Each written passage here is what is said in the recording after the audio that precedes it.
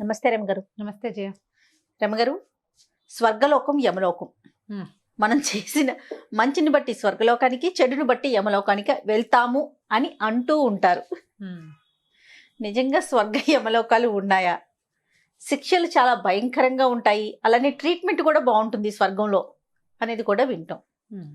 అసలు దీనికి సంబంధించి ఆధారాలు అంటే ఇంతకు ముందు ఎవరన్నా మీకు తెలిసి మీ ఇంట్లో వాళ్ళు కానీ లేకుంటే బయట వారు కానీ నిజంగానే ఉంటాయి లేకపోతే ఉండవు అనే మాటలు మీరు ఏమన్నా విన్నారా? అవన్నీ వింటూ ఉంటాను జయ. మనకి పురాణాల ప్రకారం తెలుస్తుంది. భగవద్గీతలో కానీ తర్వాత ఏమో ఉపనిషత్తుల్లోను వీటిలలో తెలుస్తూ ఉంటుంది. ఇవన్నీ కూడా మనం ఎలా నమ్ముతాం? పునర్జన్మ ఉంది, పూర్వజన్మ ఉంది, పునర్జన్మ ఉంది, మనం నమ్ముతాం వాటిని కూడా. మన తాలూకు భారతీయుల కర్మ సిద్ధాంతం అంతా పూర్వజన్మ పునర్జన్మ మీదే డిపెండ్ అయి ఉంటుంది. చాలా పాపాలు చేసిన జీవుడు, తప్పులు చేసిన వాడు, పొరపాట్లు చేసిన వాడు, చేయకూడని పనులు చేసిన వాడు, అన్యాయమైన పనులు చేసిన వాళ్ళు, వీళ్ళందరూ నరకంలో పడతారని, నరకంలో శిక్షలు వేయబడతాయని, ఆ శిక్షలన్నీ వేశాక ఆ జీవుడు మళ్ళీ పుడతాడని చెప్పబడుతోంది ఉంది. స్వర్గం, ఇప్పుడు స్వర్గం అంటే అల్టిమేట్గా అది మోక్షం కాదు. కాదు, స్వర్గము అంటే ఒక మధ్య మార్గం అనమాట, ఒక హాయిగా ఉండే ఒక ప్లేసు. మన పుణ్యకాలం తీరిపోయాక మనం ఒక చాలా మంచి పనులు చేసామనుకో, మనకు ఒక 300 రోజులు స్వర్గంలో ఉండటం అని పెడతారు. 300 ఇస్తారు. 300 రోజులు అనుకో.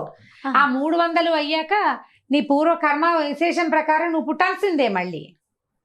స్వర్గానికి వెళ్ళిన వాళ్ళంతా తిరిగి జన్మిస్తారు. అది మోక్షం కాదు, మరల పుట్టుక లేని అవస్థ కాదు స్వర్గారోహణ. మళ్ళీ పుడతారు స్వర్గం నుంచి తిరిగి వచ్చి.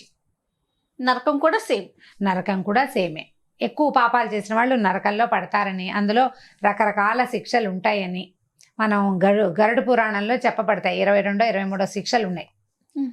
దాంట్లో వేయిస్తారు. రౌరబాధ నరకాలు ఉన్నాయని, ఒక్కొక్క నరకం పేరు ఇది. కొన్ని ముళ్ళు, ఒక రకమైన పురుగులు, ముళ్ళుగా ఉండే పురుగులు వాడిని తొలిచేస్తాయని, బాధలు పెడతాయని. అయితే ఇదంటే మనం సశరీరంగా అక్కడికి వెళ్ళం, మన శరీరంతో వెళ్ళం, జీవుడు వెళ్తాడు అక్కడికి.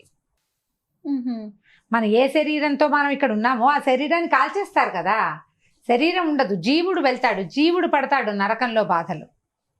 శరీరంతో కాదు. ఓకే, కొన్ని వేల సంవత్సరాలు అక్కడ పడి ఉండాలని, ఆ తర్వాత మళ్ళీ వాడికి పుట్టే అవకాశం వస్తుంది. ఈసారి సుకర్మలు చేస్తే వాడు స్వర్గానికి వెళ్ళగలుగుతాడు. యజ్ఞాలు హోమాలు చేస్తారు కదా, వాళ్ళందరికీ కూడా స్వర్గం సులువుగా లభిస్తుంది. స్వర్గం అంటే ఎట్లా అంటే కొన్ని మంత్రాలు కూడా ఉన్నాయి. స్వర్గకామో యజేత అని, జ్యోతిష్ఠోమైన స్వర్గకామో యజేత అని ఇలాంటి మంత్రాలు ఉంటాయి. ఈ జ్యోతిష్ఠోమం చేసిన వాడు స్వర్గాన్ని పొందుతాడు. జ్యోతిష్ఠోమ ఫలితం అయిపోయాక మళ్ళీ పుడతాడు. మోక్షాన్ని పొందాలంటే యజ్ఞం చేయటం, హోమం చేయటం, పాపం చేయటం, పుణ్యం చేయటం కాదు, భగవంతుణ్ణి తెలుసుకోవాలి. మోక్షం అంటే అది. వాడికి మళ్ళీ పుట్టవలసిన అవసరం ఉండదు. ఇవన్నీ విషయాలు కూడా మనకి పురాణాల్లో రకరకాల కథల ద్వారా, రకరకాల విషయాల ద్వారా తెలియజేయబడతాయి. గరుడ పురాణం ఇప్పుడు అవేమి లేవండి అంటాం. లేవు, పోని అసలు లేవు, ఒప్పుకోం మనం. ఏమీ లేవు. స్వర్గం నరకం అంతా భూమి మీదే. మనం ఇక్కడే నరకాన్ని అనుభవిస్తాం, చాలా కష్టపడతాం. ఇక్కడే హాయిగా ఉంటాం, చాలా సుఖపడతాం. అదే స్వర్గం, ఇదే నరకం. స్వర్గం నరకం ఇక్కడే ఉంటాయని మనం నమ్ముతాం. పాయింట్. నువ్వు పుట్టక ముందు నువ్వు ఎక్కడి నుంచి వచ్చావు, నువ్వు ఎక్కడి నుంచి వచ్చి పుట్టావు, నువ్వు చచ్చిపోయాక ఎక్కడికి వెళ్తావు? ఆ ప్రశ్నకి సమాధానం ఉందా? అంటే అప్పుడు మనకి తెలియదు కదా, తెలియదు అనే మాట వస్తుంది కదా రమ్మగారు. ఇప్పుడు మనం ఎక్కడి నుంచి వచ్చామో మనకు తెలీదు, చనిపోయిన తర్వాత మనం ఎక్కడికి వెళ్తామో మనకు తెలీదు. శరీరం మాత్రమే ఇక్కడ కాల్చివేయబడుతుంది. ఆత్మ అనేది అది ఎటు వెళ్తుంది, స్వర్గానికి వెళ్ళిందా, నరకానికి వెళ్ళిందా, లేకపోతే అసలు ఎక్కడికి వెళ్ళలేదా అనే విషయం మనకు తెలియదు కదా. మనకు తెలీదు కానీ ఆ వెళ్ళేదానికి తెలుసు. దానికి తెలుసుండొచ్చు, దానికి తెలుస్తుంది. దానికి మనకి కనెక్షన్ కుదరదు ఇక్కడ. అది మన శరీరంలో ఉన్నంతసేపు మనం తిరుగుతాం, తింటాం, పరిగెడతాం, ఏదో చేస్తూ ఉంటాం. అవును, అది తామరాకు మీద నీటి బొట్టలే ఉంటుంది. ఈ శరీర పాతం జరగంగానే అది లేచకపోతుంది, వెళ్ళిపోతుంది. ఆ వెళ్ళిపోయింది బాధపడుతుంది, ఇబ్బంది పడుతుంది, మళ్ళీ ఇంకో శరీరం లభిస్తుంది. అది ఇక్కడ అది మన శరీరంలో ఉన్నంతసేపు మనం చేసిన కర్మల తాలూకు ఎఫెక్ట్ దాని భవిష్యత్తు మీద ఆధారపడి ఉంటుంది, దాని మీదే ఉంటుంది. అది ఇప్పుడు దానివల్లే మనం చేసిన పనులే మన ఆత్మ అనుభవించవలసి వస్తుంది. అది కానీ ఒక నమ్మకం అనేది ఉండటం అనేది కరెక్ట్ ఏమో అని నాకు అనిపిస్తుంది. ఎందుకంటే నా పర్సనల్ ఫీల్, అప్పుడు మంచి చేయటానికి కానీ చెడు చేసేటప్పుడు కానీ ఒక ఆలోచన ఉంటుంది కదా, అమ్మో తప్పు చేస్తున్నాం, ఈ తప్పు వల్ల దాని ప్రభావం అది మనమే అని భావిస్తాం, మన ఆత్మకి అనేది సపరేట్ గా తీసుకోలేకపోతాం కదా రమ్మగారు. మంచి చేసేటప్పుడు మంచి చేస్తున్నాము, ఇది మన తరతరాలకి చెందుతుంది, మన తర్వాత మన నెక్స్ట్ జనరేషన్ కి వెళ్తుంది. చెడు చేసినా కూడా సేమ్, మన నెక్స్ట్ జనరేషన్స్ కి ఆ చెడు ప్రభావం ఉంటుంది కాబట్టి, పైన స్వర్గం నరకం ఉంటాయి కాబట్టి దాన్ని ఆలోచించి ఒక అడుగు వేయగలుగుతామేమోనని నా పర్సనల్ ఒపీనియన్. అది అందరూ పెద్దవాళ్ళు కూడా మనకి ఇలాంటి విషయాలు చెప్పింది. ఎందుకంటే నువ్వు నమ్ము నమ్మకపో, స్వర్గం నరకం ఉంటాయని భావించు, ఉండవని నమ్ము, నువ్వు గట్టిగా ఉండవు, లేవు అలాంటివేవి. అయినా సరే నీ రోజు నడవాలా, నీ రోజు నడవాలి. నీతో పాటు ఉన్న ప్రపంచమంతా సజావుగా వెళ్ళాలని కోరుకుంటావు. స్వర్గం నరకాలు ఏం లేవండి, నా ఇష్టం వచ్చినట్టు ఉంటాను, మా అమ్మని చంపేస్తాను, మా నాన్నని పొడి చేస్తాను, నా పిల్లని పీకి పిసికేస్తాను, నా పిల్లల్ని ఎక్కడైనా పారేస్తాను అంటావా? నువ్వు అనలేవు కదా. స్వర్గ నరకాలు ఉన్నాయని నువ్వు నమ్మకపోయినప్పటికీ నువ్వు ఒక తల్లికి తండ్రికి పుట్టావు, వాళ్ళని బాగా చూసుకోవాలని నీకుంటుంది. ఓ పెళ్లి చేసుకున్నాం, పెళ్ళంతా బాగా రొమాంటిక్గానో ఇంకోగానో ఎలాగో ఒకలాగా ఉండాలి. ఓ పిల్లలు పుడితే వాళ్ళని ఏదో రకంగా చూసుకోవాలి. ఈ మమకారాలని చంపుకోలేం మనం. ఈ మమకారాల్ని ఉన్నవాడికి కొంచెం భయం పెడితే, బాబు నువ్వు మంచి పని చేసావనుకో నీకు స్వర్గం లభిస్తుంది అని ఆశ పెడితే, నువ్వు చెడ్డ పని చేస్తే నీకు నరకం వస్తుంది అని భయపెడితే వాడు జాగ్రత్తగా ఉంటాడు, వాడు సజావైన ప్రవర్తన కలిగి ఉంటాడు. ఒకవేళ ఈ లోకంలోనే స్వర్గ నరకాలు ఉన్నాయి అనుకుందాం, నువ్వు సజావైన ప్రవర్తనతో ఉంటే స్వర్గం ఇక్కడే ఉంది. నీకు సజావైన ప్రవర్తన లేదు, అయినా కూడా వాడు మనం ఇప్పుడు ఇలా అనగానే కాదండి వాడెవడో చాలా దుర్మార్గుడు, 3-4 హత్యలు చేశాడు, లేకపోతే అందరినీ దోచుకున్నాడు, వాళ్ళ అన్నయ్యని దోచుకున్నాడు, లేకపోతే ఆవిడ వాళ్ళ అత్తగారిని కాల్చుకు తింటుంది, లేదా కోడల్ని సరిగ్గా చూడలేదు, అయినా వాళ్ళు హాయిగా ఉన్నారండి, వాళ్ళంతా బాగున్నారు, దుర్మార్గులు దూరంగా కనిపిస్తారు మనకి. అట్లా వాళ్ళకి ఏం కష్టం ఇబ్బంది ఉందో ఇవాళ మనకు తెలీదు, రేపేం రాబోతోందో తెలీదు. అది ఇంకొక విషయం రమ్మగారు, ఇది కలికాలం కాబట్టి అందరూ అంటున్న మాట అన్నమాట, ఎప్పుడో అనుభవించేది కాదు, ఇక్కడే అనుభవించి వెళ్తాం, కాకపోతే ఒక రోజు ముందు వెనకాల. అందుకని మనకి సజావైన ప్రవర్తన ఉంచటం కోసమే బహుశా ఇవి చెప్పి ఉండవచ్చు. ఎవరైనా స్వర్గాన్నో నరకాన్నో చూసిన వాళ్ళు కిందకొచ్చి చెప్పలేరు మనకి. నేను చూశానండి, స్వర్గంలో ఫలానా ఫలానా వాళ్ళు ఉంటారు, ఫలానా చెట్టు ఉంటుంది, పువ్వు ఉంటుందని ఎవరు చెప్తారు? వెళ్ళిన వాడు ఇంకా రాడు కదా, వచ్చిన వాడు ఈ రూపంలో రాడు. నిన్న ఎలా వెళ్ళాడో ఇవాళ అట్లా రాలేడు, వాడు ఎలాగైనా రావచ్చు, వాడికి ఆ జ్ఞప్తే ఉండదు. 6 నెలలు తిరిగేసరికి మర్చిపోతాడు. చంటప్పుడు జ్ఞాపకం ఉంటుంది, ఏడుస్తాడు, వీళ్ళు కాదో మా వాళ్ళు అని, నా మా ఇల్లు ఇది కాదని ఏడుస్తాడు. పెట్టగానే గోవిందా 6 నెలలు పాటు కాస్త జ్ఞాపకం ఉంటుంది, ఏడుస్తూ ఉంటాడు, వద్దు వద్దు ఏడుస్తాడు, ఎవరిని చూస్తా నవ్వుతాడు, అంటాడు, చెప్పడానికి ట్రై చేస్తాడు. 6 మంత్స్ అయ్యేసరికి మర్చిపోతాడు. వాడికి మాట మంతి వచ్చేసరికల్లా పూర్వజన్మ స్మృతే ఉండదు వాడికి. కాబట్టి ఇక చేసేదేం లేదు. ఇప్పుడు స్వర్గ నరకాల గురించి ఆలోచించకుండా, స్వర్గ నరకాలు భూమి మీదే ఉన్నాయి. నీ మంచి, నీ సజావైన ప్రవర్తన, నీ సరి అయిన ఆలోచన విధానం, ప్రపంచంతో నువ్వు ఎలా వెళ్తున్నావు, ఎట్లా బిహేవ్ చేస్తున్నావు అనేదే నీ తాలూకు స్వర్గానికి దారి. నరకానికి దారి కూడా అదే.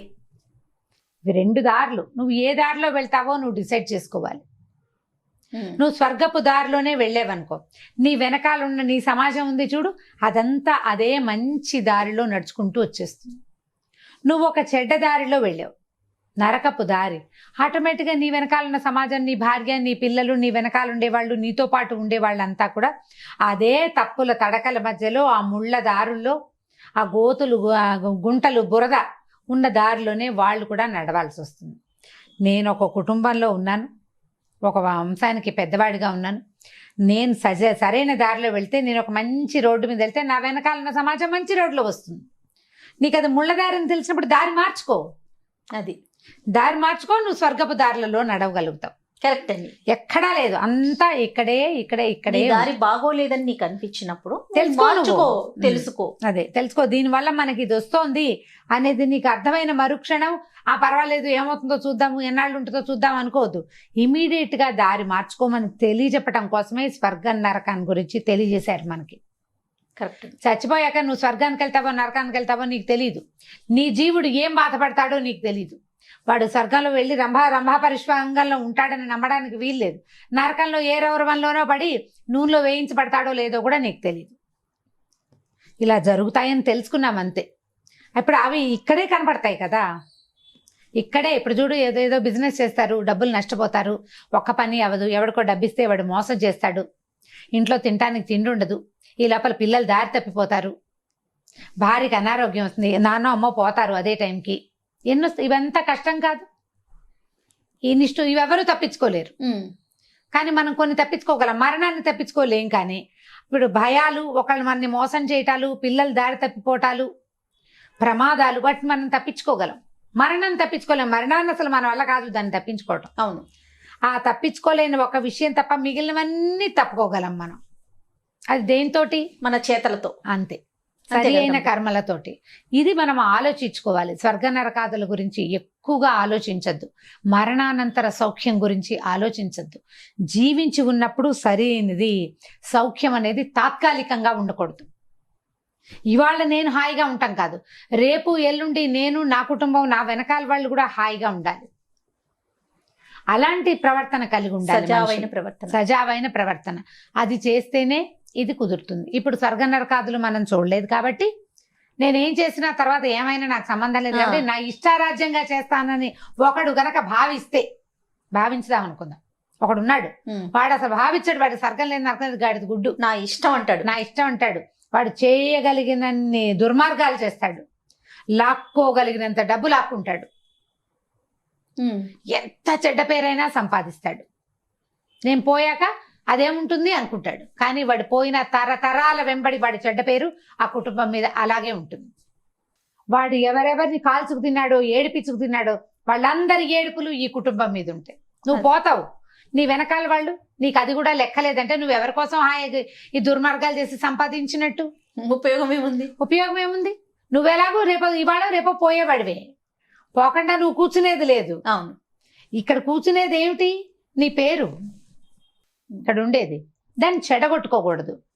ఇప్పుడు మనం ఎవరైనా వీళ్ళ తాత మంచివాడు కాదు అనే మాటని మోసుకుంటూ ఉంటారు కొంతమంది, ఇప్పటికీ కనపడతారు కదా తాతలు దుర్మార్గులు. అవునండి. వీళ్ళ ముత్తాత అబ్బో చాలా చేశాడు ఆ రోజుల్లో, అది ఎప్పటికీ పోదు, ఎప్పటికీ పోదు. నువ్వు ఏదైనా చిన్న పని చేయగా నా వీళ్ళ తాత ఇలాంటి వాడే అంటారు, అక్కడి నుంచి తెస్తారు. నేను విన్నానా అంటావు నువ్వు, నేను విన్నావు నేను పోయాక అని. కానీ నీ ముద్ర నీ కుటుంబం మీద ఎంత బాధాకరంగా ఉంటుంది. చచ్చిన తర్వాత కూడా నిన్ను తిట్టుకుంటూ ఉంటారు కదా వీళ్ళు. నువ్వు పోయి 3 తరాలైనా తిట్టుకుంటారు. దాన్ని తీసుకోవద్దు, దానికోసం మనం ఆలోచించాలి. అది సరిగ్గా చేయాలి అంటే ఇప్పుడు సక్రమంగా ఉండాలి. ఇప్పుడు సక్రమమైన ఆలోచన చేయాలి. స్వర్గంలో సుఖాలున్నాయి, నరకంలో శిక్షలున్నాయి, ఉండుంటాయి బహుశా. అందుకే మన పెద్దవాళ్ళు చెప్పుంటారు. ఇప్పుడు మన పెద్దవాళ్ళు అంటే మన ముత్తాతో వాళ్ళ ముత్తాతో చెప్పలా అవి మనకి చెప్పిన వాళ్ళు ఎవరు? ద్రష్టలైన మహర్షులు, చూడగలిగిన మహర్షులే చెప్పారు. వాళ్ళు స్వర్గ నరకాదులకి తిరగలిగిన వాళ్ళే చెప్పారు.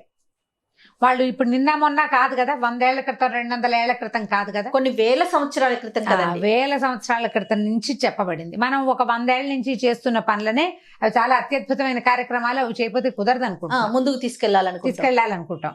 మరి లక్షల సంవత్సరాల నుంచి, వేల సంవత్సరాల నుంచి చెప్పబడిన వాటి గురించి మనం ఆలోచించుకోవాలి కదా. ఖచ్చితంగా దాన్ని మేము నమ్మం అంటే ఎలా కుదురుతుంది? కుదరదు కదా. పైగా మనకు తెలుసు స్వర్గ నరకాదులు ఇక్కడే ఉన్నాయి. ఖచ్చితంగా మనమే బాధపడుతుంటాం, మనమే హాయిగా ఉంటాం, మనమే బాధపడుతుంటాం. మన ఎవడి అనుభవం వాడికి తెలుసు కదా. ఆ అనుభవాన్ని దృష్టిలో పెట్టుకుని ప్రవర్తనలు మార్చుకోవాలి. ఎవరైనా డైలాగ్ చెప్పట్లేదు, ఏం చెప్పాలి? ఒళ్ళు దగ్గర పెట్టుకోవాలి. ఉండాలి. ఉండకపోతే కుదరదుగా. అవును రమ్మగారు, ఖచ్చితంగా ఉండకపోతే కుదరదు. ఎవరైనా సరే ఇది రేపొద్దున నా ఫ్యామిలీకి, నా కుటుంబానికి నేను ఎవరి కోసం కష్టపడి ఇవన్నీ రకాలు చేస్తున్నానో వాళ్ళకి ఏ ఇబ్బంది వస్తుంది, ఎలాంటిది రావచ్చు అనేది ఆలోచించుకుని ప్రవర్తించాలి. డబ్బు ఉంటే అన్ని కొట్టుకుపోతాయి అనే ఆలోచన ఉందనుకో, ఒకనాడు డబ్బే కొట్టుకుపోవచ్చు. అన్నిసార్లు డబ్బు పనిచేయదు, అసలు మొత్తం పోవచ్చు. పోనీ అవి అనుభవించడానికి నువ్వు ఉండకపోవచ్చు. నువ్వే కాదు, కుటుంబంలో కూడా ఎవరు ఉండకపోవచ్చు. అలాంటి కథలు కూడా కనపడుతున్నాయి కదా. అవునండి. కాబట్టి జాగ్రత్త పడండి, సరి అయిన ప్రవర్తనని సొంతం చేసుకోండి. రాబోయేది ఇది కలికాలం, కలియుగాంతానికి దగ్గరలో ఉన్నామని చెప్తున్నారు. ఈ యుగాంతం వరకైనా మన తాలూకు చరిత్రలు సజావుగా ఉంచుకుంటే తర్వాత మళ్ళీ ప్రపంచం మొదలయ్యేటప్పుడు మనం మంచి వాళ్ళుగా, చక్కటి జీవులుగా పుట్టేందుకు అవకాశం ఉంది.